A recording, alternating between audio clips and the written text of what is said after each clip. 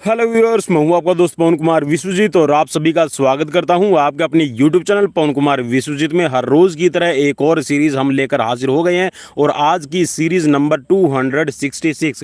जी हां, 266 number series में हम आपको करवाने जा रहे हैं 50 एमसीक्यूज़। जी हां, यहां पर इन 50 एमसीक्यूज़ का जो टेस्ट होगा वो आपके फिजिकल एजुकेशन कॉम्पिटिटिव एग्जाम्स के लिए काफ़ी बेहतरीन होने वाला है। जी हाँ, इन 50 एमसीक्यूज़ की लाइव टेस्ट प्रिपरेशन को आप देखकर खुद कहेंगे कि जी हाँ, ऐसे ही क्वेश्चंस आने वाले हैं आपके एग्जाम्स में। तो जिन्होंने चैनल को सब्सक्राइब नहीं किया तो उन साथियों से रिक्वेस्ट है कि चैनल को सब्सक्राइब कर लीजिए, बेल आइकन को प्रेस कर लीजिए ताकि आने वाली हर एक वीडियो का नोटिफिकेशन आपको मिल सके।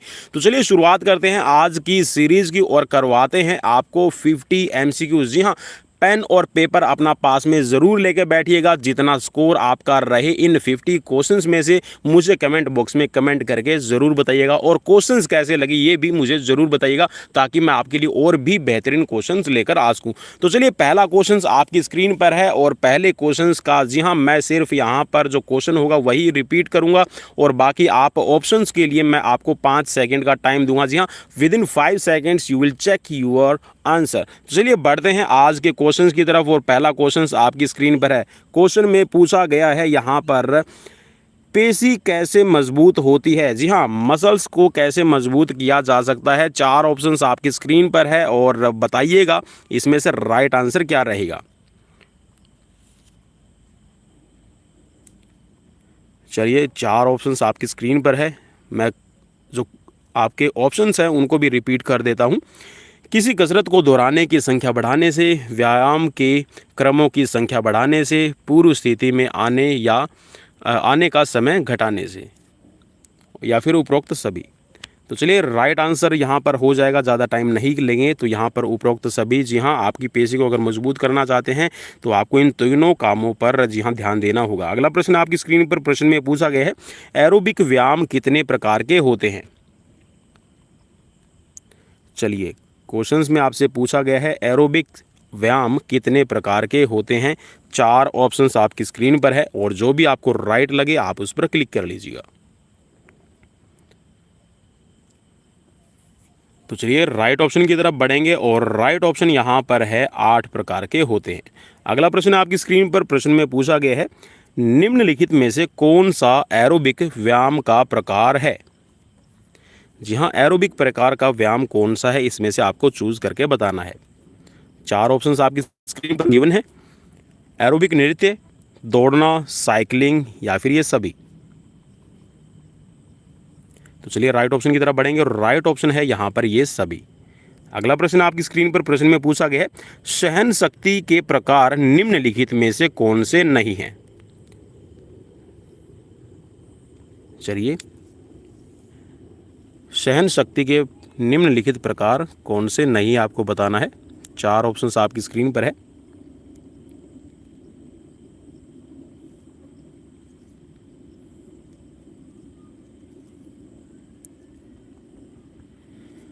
तो चलिए, राइट ऑप्शन की तरफ बढ़ेंगे और राइट ऑप्शन यहाँ पर हो जाएगा आपका इनमें से कोई नहीं। जी हाँ, यहाँ पर नहीं है पूछा गया था आपको। अगर क्वेश्चन ने आपको ध्यान से पढ़ा है तो सहन शक्ति के निम्नलिखित में से कौन से नहीं है प्रकार, तो यहाँ पर सभी प्रकार हैं आपके एरोबिक एंड्योरेंस, स्पीड एंड्योरेंस और आपका एनोबिक एंड्योरेंस। तो ये आपके तीनों ही सहन शक्ति के प्रकार रहते हैं। अगला प्रश्न आपकी स्क्रीन पर प्रश्न में पूछा गया, सहन शक्ति के कितने प्रकार होते हैं। चलिए, 4 ऑप्शंस आपकी स्क्रीन पर है। चलिए, राइट ऑप्शन की तरफ बढ़ेंगे। राइट ऑप्शन है यहाँ पर 4 प्रकार। अगला प्रश्न आपकी स्क्रीन पर प्रश्न में पूछा गया, निम्नलिखित में से शारीरिक फिटनेस का लाभ कौन नहीं है।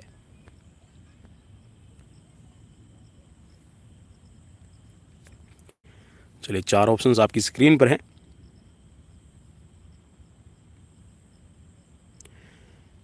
तो चलिए, राइट ऑप्शन की तरफ बढ़ेंगे और राइट ऑप्शन है इनमें से कोई नहीं। देखिए, जो आपका उन्नत स्वास्थ्य है, मीन्स आपका जो पीक आपकी हेल्थ होगी, प्लस में आपकी जो तंदुरुस्ती है उसमें सुधार होगा, मीन्स आपकी जो चुस्ती फुर्ती है उसमें आपको सुधार मिलेगा, और जो आपका सामाजिक जीवन है उसमें भी आपको मान प्रतिष्ठा मिलती है। तो यहाँ पर ये तीनों ही आपके शारीरिक फिटनेस के लाभ हैं। ठीक है, चलिए, अगला प्रश्न आपकी स्क्रीन पर प्रश्न में पूछा गया है, उन्नत रंग रूप से अर्थ है। चलिए 4 ऑप्शंस आपकी स्क्रीन पर हैं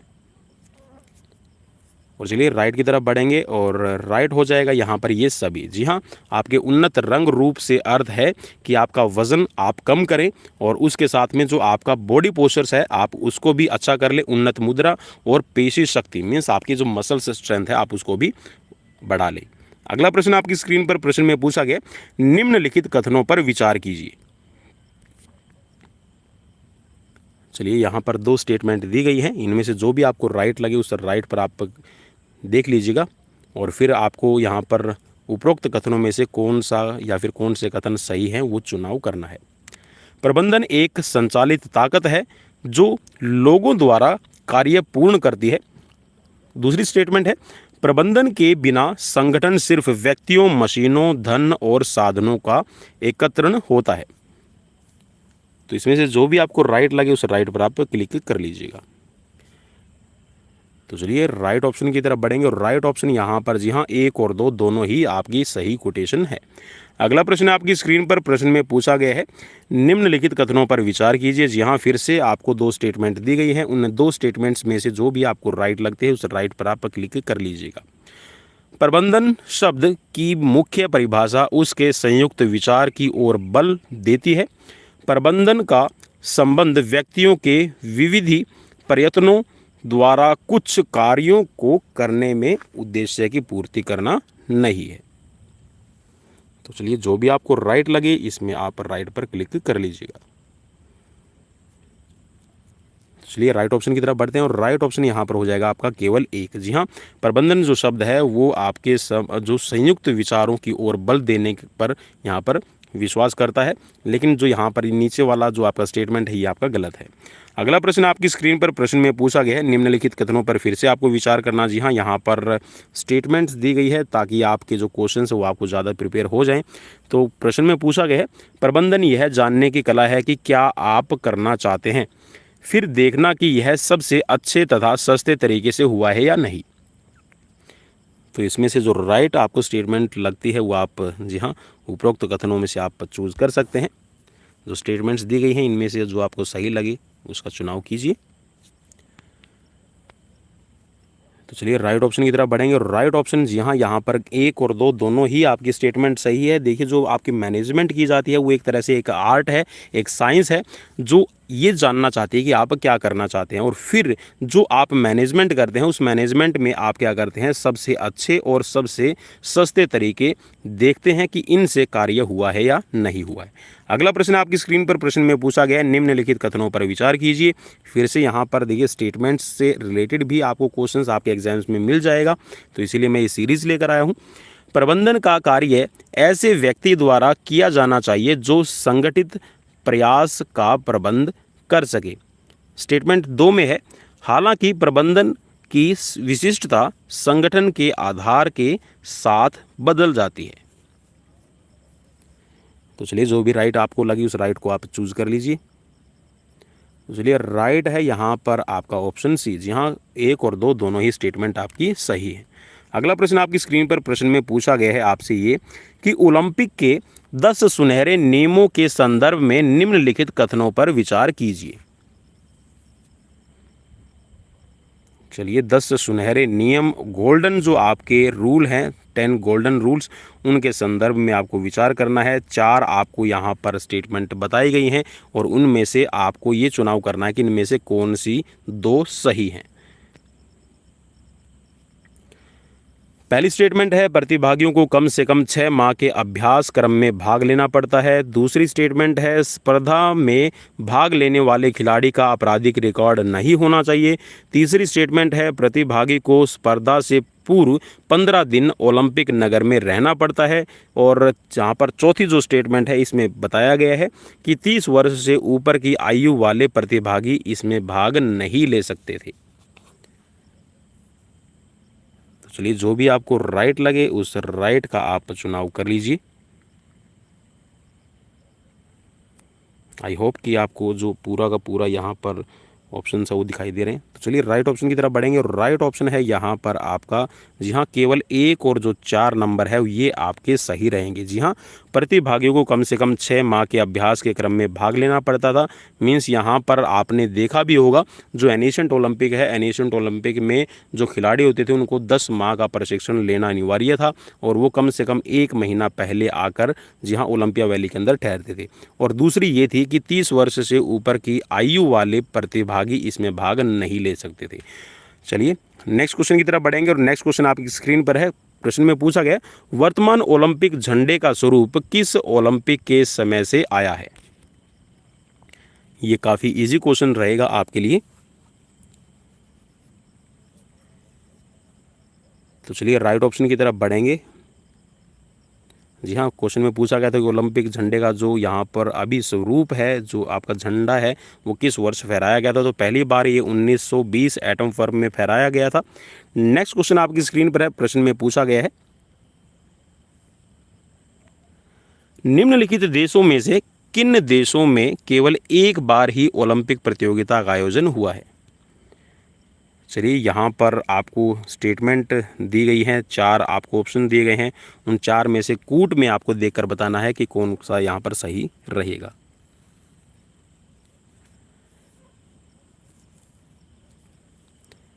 तो चलिए राइट ऑप्शन की तरफ बढ़ेंगे और राइट ऑप्शन है ये सभी। जी हाँ, यहाँ पर जो आपका स्वीडन, हॉलैंड, फिनलैंड और आपका बेल्जियम है, तो यहाँ पर केवल एक ही बार आपके ओलंपिक हुए हैं। अगला प्रश्न आपकी स्क्रीन पर प्रश्न में पूछा गया है, मनुष्य के गतिशील होने की स्थिति तब आती है जब, जी हाँ, यहाँ पर आपको राइट ऑप्शन का चुनाव करना है, चूज कर लीजिए। मनुष्य के गतिशील होने की स्थिति तब आती है, चलिए 4 ऑप्शंस में से जो आपको राइट लग रहा है जल्दी से चुनाव कीजिएगा, ज़्यादा टाइम नहीं दे पाएंगे। तो चलिए राइट ऑप्शन की तरफ बढ़ेंगे। तो यहाँ पर मनुष्य के गतिशील होने की स्थिति तब आती है जब कुछ पेशियां शिथिल होती हैं जबकि अन्य आपके सिकुड़ जाते हैं। गतिशील, देखिए यहाँ पर गतिशीलता का मतलब है कि आपके अंदर मूवमेंट होती है। तो देखिए कुछ एक आपकी जो मसल्स है वो आपकी रिलैक्स करते हैं और जो आपके कुछ एक हैं वो आपकी कॉन्ट्रैक्ट करती हैं। मीन्स रिलैक्सेशन और कॉन्ट्रैक्शन दो आपको दोनों ही है, ठीक है। फ्लेक्शन और एक्सटेंशन दोनों ही आपकी होंगी तभी आपका बॉडी के अंदर मूवमेंट होती है।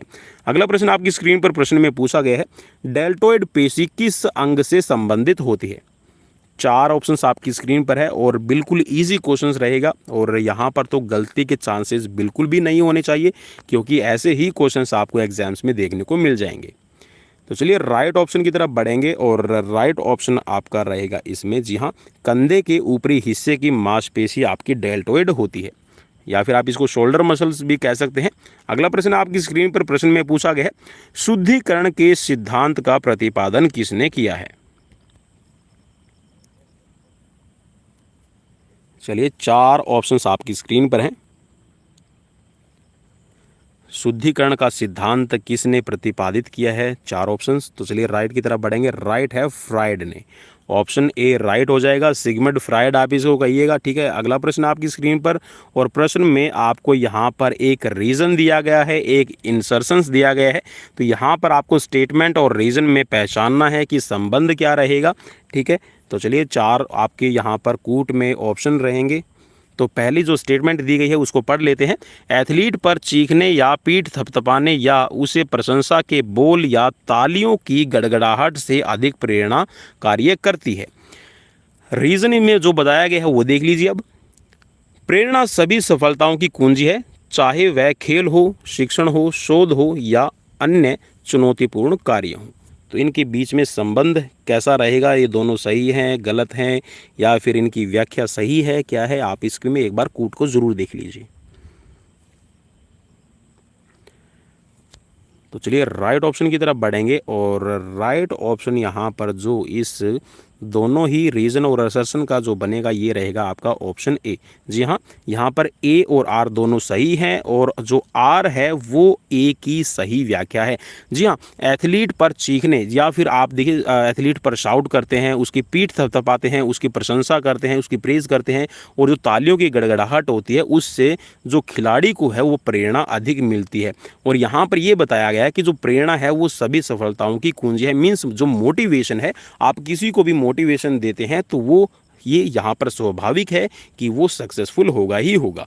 चलिए नेक्स्ट क्वेश्चन की तरफ बढ़ते हैं और नेक्स्ट क्वेश्चन आपकी स्क्रीन पर आ गया है। यहाँ पर फिर से एक रीजन और आपका इंसर्शन रहेगा। तो चलिए यहाँ पर रीजन और यहाँ पर असर्शन देख लीजिए। तो चलिए जो स्टेटमेंट बताई गई है वो देख लीजिए। हमारे शिक्षण का क्रम हमारे जन्म से लेकर मृत्यु तक चलता रहता है। रीजन में बताया गया है जन्म से लेकर मृत्यु तक हमें प्रतिदिन नए अनुभव होते रहते हैं और उन्हीं अनुभवों के कारण हमारे आचरण में परिवर्तन आते रहते हैं। तो यहाँ पर राइट क्या रहेगा वो आपको चूज करना है। तो चलिए शिक्षण का मैं थोड़ा सा जो हमारे साथी हो सकते हैं, मे भी किसी को डिफिकल्ट लगे तो शिक्षण को आप यहाँ पर लर्निंग से ले लीजिएगा, सीखना। तो जो हमारा सीखना है वो जी हाँ जन्म से लेकर मृत्यु तक चलता रहता है, बिल्कुल सही है। और रीज़न की अगर हम बात करें तो जन्म से लेकर मृत्यु तक जो हम प्रतिदिन नए अनुभव हमें होते रहते हैं। अनुभव देखिए आपको तभी होता है जब आप कुछ सीखते हैं, ठीक है। तो मीन्स यहाँ पर आप कुछ भी कर रहे हैं जन्म से लेकर मृत्यु तक तो उससे आपको नए एक्सपीरियंसेस मिलते रहते हैं। मीन्स आपकी लर्निंग होती रहती है और आपकी जो लर्निंग है, आपके जो एक्सपीरियंस होंगे, अनुभव होंगे, वो आपके बिहेवियर के अंदर, जी हाँ आपके व्यवहार के अंदर परिवर्तन लाते रहते हैं। तो दोनों ही यहाँ पर सही रहेंगे और दोनों यहाँ पर देखिए जो व्याख्या है वो भी आपकी सही रहेगी। तो ऑप्शन ए राइट हो जाएगा। अगला प्रश्न आपकी स्क्रीन पर प्रश्न में पूछा गया, लैटिन भाषा में पर्सोना का अर्थ क्या है। देखिए मेरी कोशिश यही रही है कि इस सीरीज़ के अंदर मैं 50 क्वेश्चंस के अंदर आपको हर एक पहलू के नज़रिए से छू पाऊँ, चाहे वो साइकोलॉजी हो या फिर आपकी लर्निंग की बात कर रहे हैं या फिर हम बात कर रहे हैं स्पोर्ट्स की। तो हर तरह से मैंने क्वेश्चंस को लाने की कोशिश की है। लैटिन भाषा में पर्सोना का अर्थ होता है, जी हाँ बिल्कुल यहाँ पर आपने सही पहचान लिया है, तो ये होता है मुखौटा। ठीक है, ऑप्शन डी राइट हो जाएगा। अगला प्रश्न आपकी स्क्रीन पर प्रश्न में पूछा गया है, क्वेश्चन नंबर रहेगा यहाँ पर 21 और 21 में आपसे पूछा गया है कि व्यक्तित्व को प्रायः किस रूप में परिभाषित किया गया है, मन, मनोशारीरिक, धार्मिक या फिर अधोशारीरिक। तो चलिए बिल्कुल इजी रहेगा। देखिए जो व्यक्तित्व है, पर्सनैलिटी है, उसको हम मन और शारीरिक रूप से देखते हैं। जी हाँ, उसका मन मीन्स उसका व्यवहार अंदरूनी और साथ में जो उसकी शारीरिक बनावट है वो कैसी है। अगला प्रश्न आपकी स्क्रीन पर प्रश्न में यहाँ पर थोड़ा सा आपके लिए टेस्ट और मेजरमेंट से रिलेटेड क्वेश्चंस हैं। तो चलिए देख लीजिए। पहला क्वेश्चन यहाँ पर मीन्स यहाँ पर 22 नंबर है कि परीक्षण के मापन के उद्देश्य हैं। तो चलिए यहाँ पर परीक्षण के जो मापन है या फिर ये कह सकते हैं कि जो टेस्ट की आप मेजरमेंट्स करते हैं उसके ऑब्जेक्टिव क्या रहेंगे, आपको यहाँ पर दिया गया है। इस क्वेश्चंस को आप एक बार थोड़ा सा ध्यान से देख लीजिए। छात्रों के दोष की जानकारी, शोध कार्य में अनुपयोगी, आवश्यकता और समस्याओं की समझ होती है और उपरोक्त कथनों में से कौन से कथन सही हैं, इसका चुनाव आपको करना है।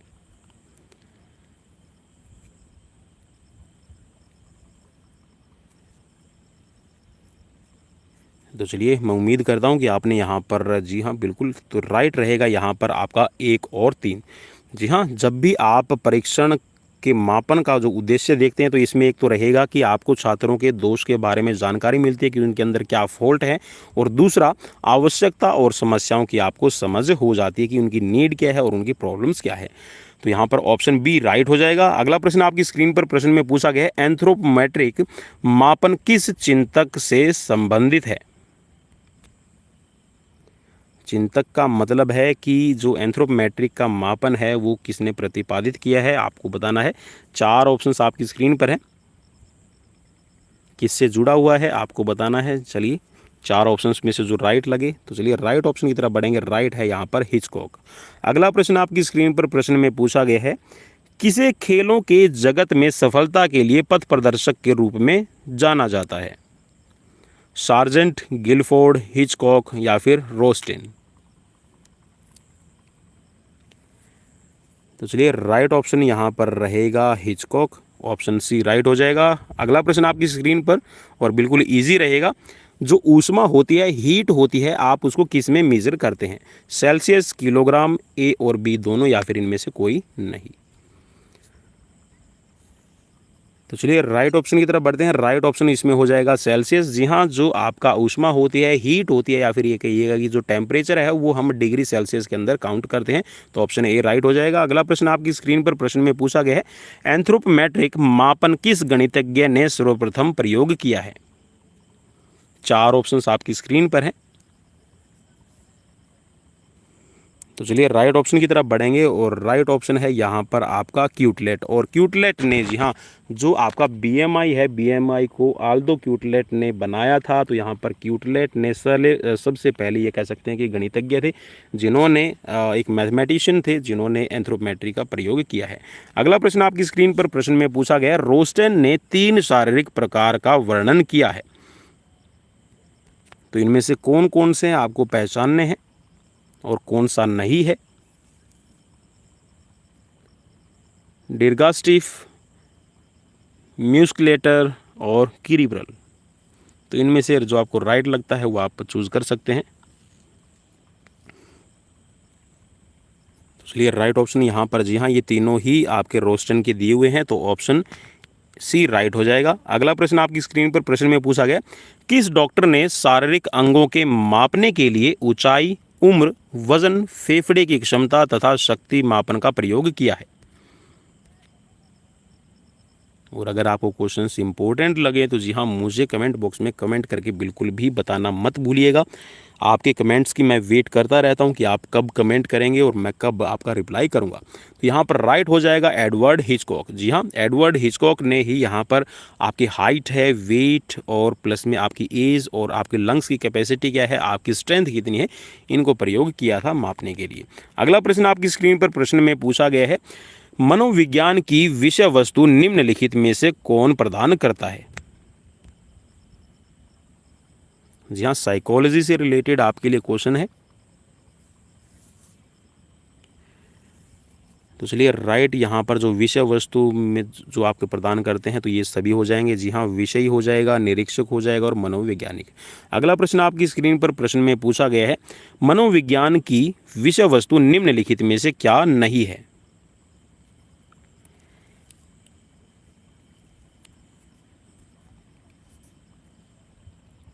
तो चलिए राइट की तरफ बढ़ेंगे। राइट है यहाँ पर सरल। जी हाँ, विषय वस्तु है वो सरल नहीं है, बाकी परिवर्तनशील रहती है, मनोविज्ञान और आनुवंशिकता से प्रभावित होती है। आप ये कहिएगा कि जो हेरिडिटी है और एनवायरनमेंट है वो इसको अफेक्ट करता है, और प्लस में परिवेश से प्रभावित, जी हाँ, आपका जो एनवायरनमेंट है इससे भी प्रभावित रहती है। तो यहाँ पर ऑप्शन ए राइट हो जाएगा कि ये आपका विषय वस्तु जो मनोविज्ञान के उसमें शामिल नहीं है।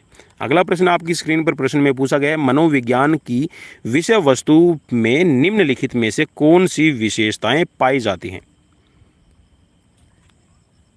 चलिए क्वेश्चंस पढ़ लीजिए और फिर यहाँ पर थोड़ा सा इत्मीनान से, क्योंकि 50 क्वेश्चंस हैं और 50 क्वेश्चंस के हिसाब से मैं आपसे यूँ उम्मीद कर रहा हूँ कि 40 मिनट, जी हाँ, 40 से 45 मिनट 50 क्वेश्चंस के लिए इनफ रहती है। तो चलिए राइट ऑप्शन की तरफ बढ़ेंगे और राइट ऑप्शन, जी हाँ, यहाँ पर मनोविज्ञान की विषय वस्तु में निम्नलिखित में से कौन सी विशेषताएं पाई जाती हैं? तो ये आपका हो जाएगा ऑप्शन डी। जी हाँ, जो मनोविज्ञान है वो अभी हमने देखा था कि उसके अंदर मॉडिफिकेशन आपका शामिल रहता है, ठीक है, परिवर्तनशीलता रहती है, उसके अंदर कॉम्प्लेक्सेस होते हैं और प्लस में आपकी आनुवंशिकता से प्रभावित रहती है। अगला प्रश्न आपकी स्क्रीन पर प्रश्न में पूछा गया है, यहाँ पर एक स्टेटमेंट दी गई है, ठीक है, उन स्टेटमेंट्स में को चूज करना है कि कौन सी सही है। चिंतन प्रणालियों के अंतर्गत संश्लेषण, विश्लेषण और अमूर्त कर्ण को शामिल किया जाता है। सेकंड में है, चिंतन की प्रक्रिया में अंतर्दृष्टि, पूर्व दृष्टि एवं पश्चात दृष्टि को शामिल किया जाता है। 3 में है, चिंतन का लक्ष्य आविष्कार और अनुसंधान दोनों है। तो इनमें से आपको कौन सा जो ऑप्शन है वो राइट लग रहा है वो आप चूज कर सकते हैं। तो चलिए यहाँ पर जो आपके तीनों ही ऑप्शन है वो राइट हो जाएंगे। तो ऑप्शन डी राइट है। अगला प्रश्न आपकी स्क्रीन पर प्रश्न में पूछा गया है, मनुष्यों के व्यवहार की तुलना में पशु व्यवहार में निम्नलिखित में से कौन सी विशेषताएं मिलती है?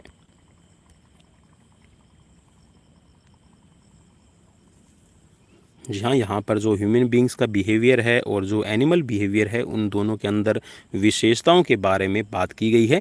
तो चलिए राइट ऑप्शन जो आपको लगता है वो आप चूज़ कर सकते हैं। तो चलिए राइट ऑप्शन यहाँ पर रहेगा ये सभी।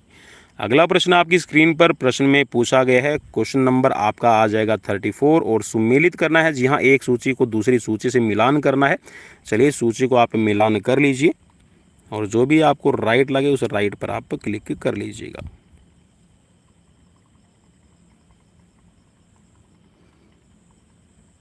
चलिए आप देख लीजिएगा कि आपका राइट है या नहीं है। चलिए मैं मिलान कर देता हूं। तो यहाँ पर आपका सर्वप्रथम मनोविज्ञान को किसका विज्ञान माना गया है? तो ये माना गया है आपका आत्मा का, बिल्कुल सही रहेगा।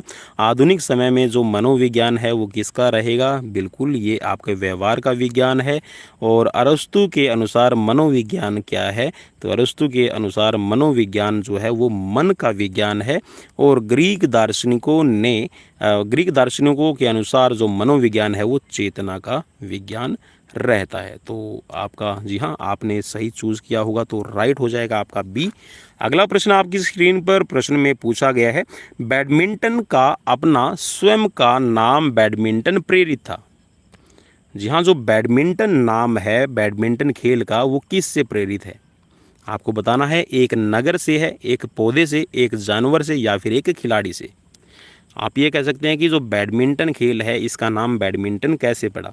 देखिए, वैसे तो बैडमिंटन जो खेल है वो आज से 1500 साल पहले अगर हम बात करें इसके इतिहास की, तो पूना के अंदर खेला जाता था। तो बैडमिंटन को पूना कहा जाता था।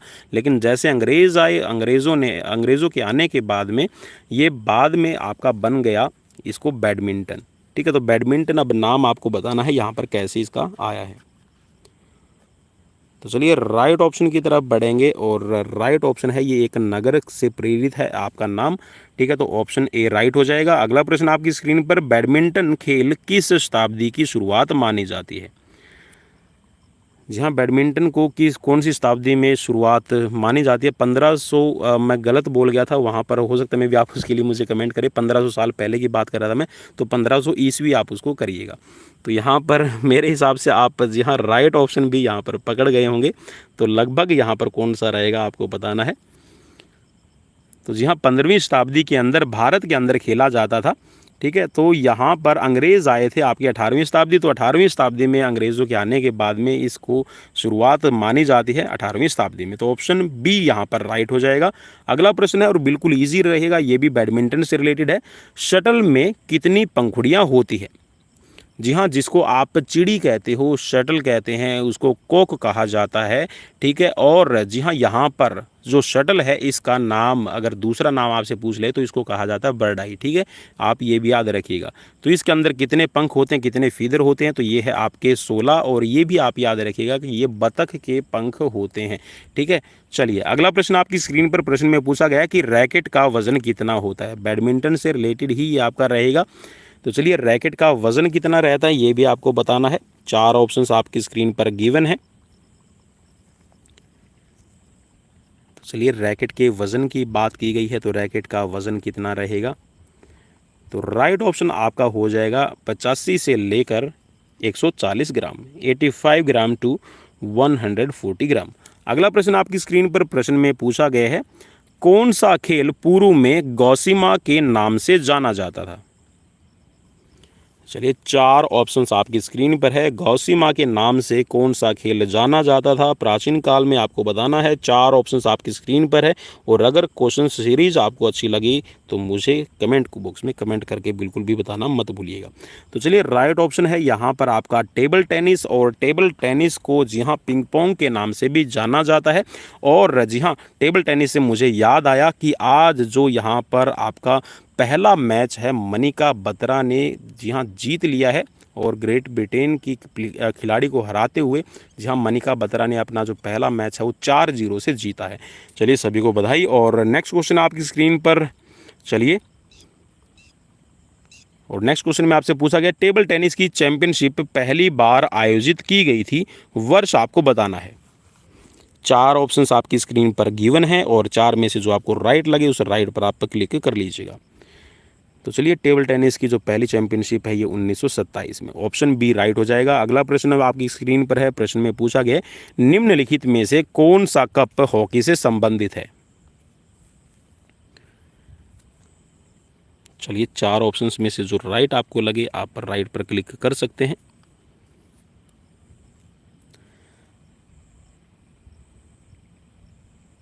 तो चलिए, राइट ऑप्शन की तरफ बढ़ेंगे और राइट ऑप्शन है यहाँ पर आपका मसगप्पा स्वर्ण कप।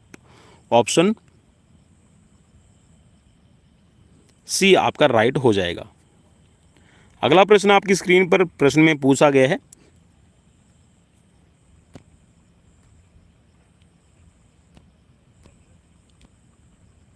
चलिए, अगला प्रश्न आपकी स्क्रीन पर है। निम्नलिखित में से कौन सा सुमेलित नहीं है। चलिए, यहाँ पर कौन सा आपस में नहीं मिला हुआ, कुछ गेम दिए गए हैं और उनसे रिलेटेड ट्रॉफी दी गई है। तो यहाँ पर जो मैच नहीं कर रहा है वो आपको पहचानना है।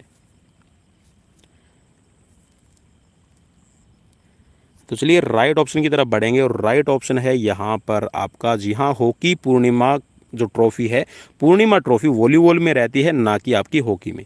तो ऑप्शन बी यहाँ पर राइट हो जाएगा। अगला प्रश्न आपकी स्क्रीन पर प्रश्न में पूछा गया है निम्नलिखित में से कौन सा कथन सही है। जी हाँ, 4 आपको यहाँ पर ऑप्शंस दिए गए हैं, इनमें से जो राइट है वो आपको पहचानना है। कचोटना मसाज ब्रशिंग हटाने के लिए किया जाता है। सख्त कचोटने में उंगलियों के बीच में उत्तकों को रखकर मसला जाता है। हल्के से कचोटने में पेशीय उत्तकों को धीरे धीरे अस्थि से अलग दिशा में खींचा जाता है, या फिर उपरोक्त सभी। तो चलिए, यहाँ पर ये आपके मसाज से रिलेटेड क्वेश्चंस है। तो चलिए, राइट ऑप्शन, जी हाँ, ये आपके, जी हाँ, तीनों ही सही रहेंगे। तो ऑप्शन डी आपका राइट हो जाएगा। अगला प्रश्न आपकी स्क्रीन पर प्रश्न में पूछा गया है। यहाँ पर एक स्टेटमेंट दी गई है और दूसरी स्टेटमेंट्स में से आपको यहाँ पर, जी हाँ, देखना है कि दोनों सही हैं या गलत हैं। लुढ़काने की प्रक्रिया में त्वचा की सतह पर बिना संपर्क तोड़े उसके साथ फिसलन की जाती है। जो सेकंड आपको स्टेटमेंट दी गई है इसमें पूछा गया है इसमें पेशियों को अस्थियों से दूर ऊपर की ओर उठाकर दूर फेंका जाता है तथा जोर से उत्तकों को कचोटा जाता है। तो चलिए, जो भी आपको राइट लगे उस राइट का आप यहाँ पर सिलेक्शन कर सकते हैं। तो चलिए, राइट की तरफ बढ़ेंगे और राइट यहाँ पर जो ऑप्शन रहेगा ये है आपका ओनली 1। तो केवल एक यहाँ पर राइट है, ऑप्शन ए राइट हो जाएगा। अगला प्रश्न आपकी स्क्रीन पर प्रश्न में पूछा गया है, फिर से आपको स्टेटमेंट दी गई है, स्टेटमेंट में से आपको पहचानना है। तो चलिए, यहाँ पर स्टेटमेंट देख लीजिए, मसाज से रिलेटेड ही क्वेश्चन रहेगा। थपथपाना संक्षिप्त, धीमी तथा तेजी से लागू करने वाली या दोनों हाथों की एकांतर गतियों की श्रृंखला है।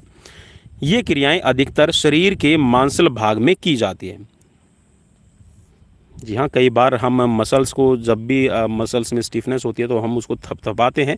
तो ये कैसी क्रिया है, ये आपकी धीमी और तेज़ी से लागू करने वाली या दोनों हाथों से एकांतर गतिविधियां करने की श्रृंखला है और ये क्रियाएं अधिकतर शरीर के मांसल भाग में की जाती है। तो क्या इन दोनों में संबंध रहेगा, आपको बताना है।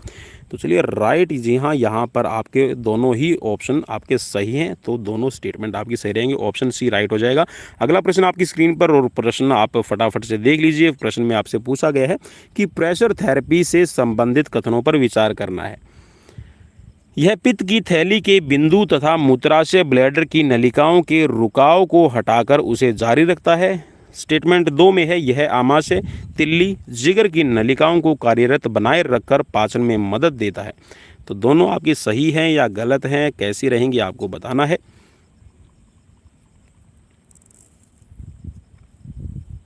तो चलिए, राइट ऑप्शन की तरफ बढ़ेंगे और राइट ऑप्शन यहाँ पर, जी हाँ, दोनों ही आपकी सही हो जाएंगी।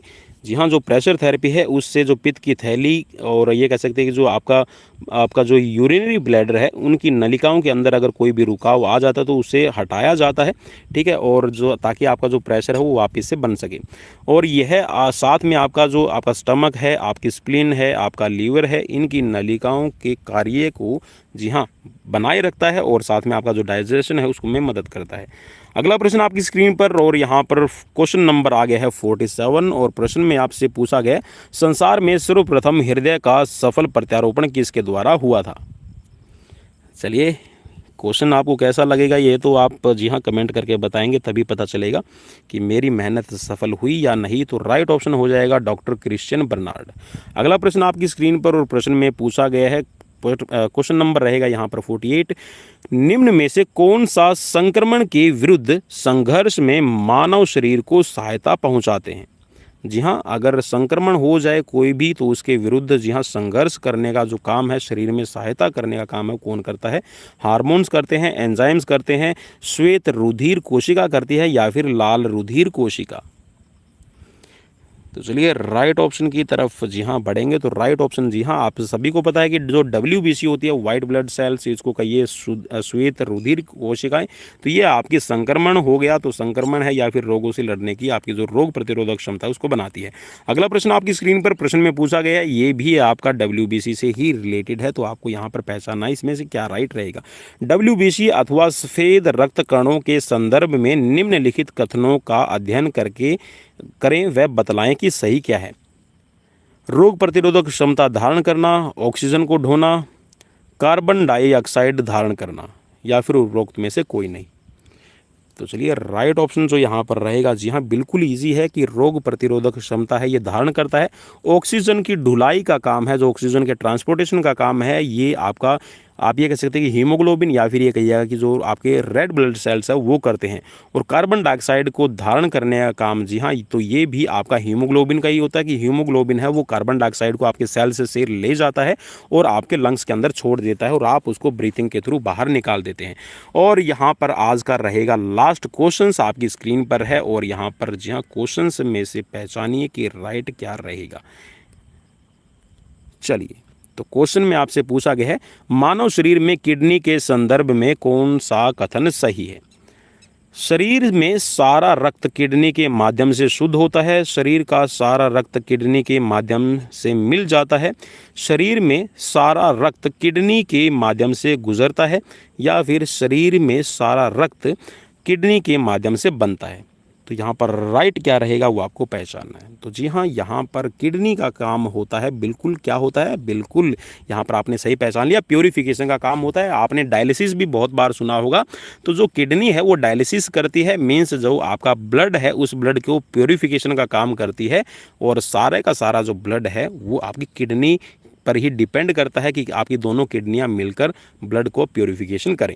तो ये थे आज के 50 क्वेश्चन। स्कोर कितना रहा भाई, प्लीज़ प्लीज़ प्लीज़ मुझे कमेंट बॉक्स में कमेंट कर बिल्कुल भी बताना मत भूलिएगा। और ऐसी ही सीरीज़ देखने के लिए सब्सक्राइब ज़रूर कर लीजिए, क्योंकि यहाँ पर आती रहती है ऐसी ही लेटेस्ट आपके लिए जी हाँ 50 क्वेश्चंस की MCQs सीरीज। तो अपने दोस्त पवन कुमार विश्वजीत को दीजिए इजाजत, और कल लेकर आ रहे हैं आप सब के लिए मेगा सीरीज। बने रहिएगा अपने दोस्त पवन कुमार विश्वजीत के साथ। Bye bye, take care.